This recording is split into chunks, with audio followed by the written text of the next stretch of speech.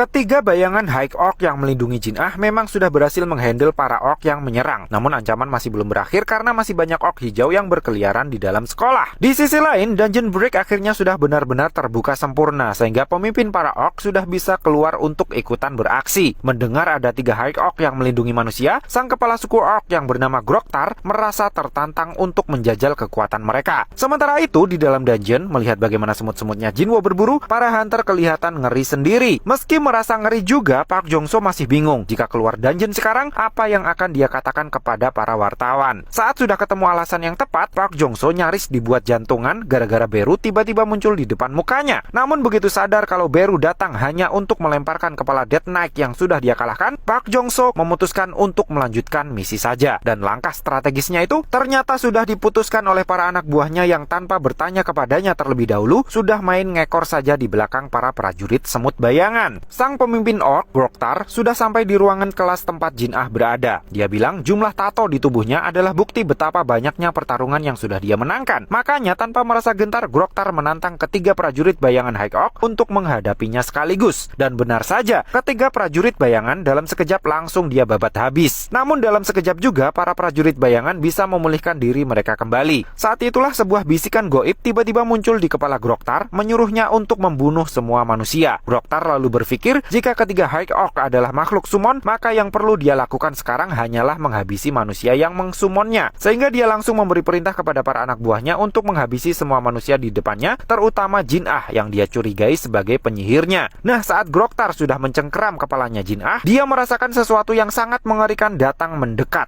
Saking ngerinya, tangan Groktar sampai gemetaran dan cengkeraman tangannya otomatis langsung lepas dari mukanya Jin Ah. Dan duar! Jinwo akhirnya tiba.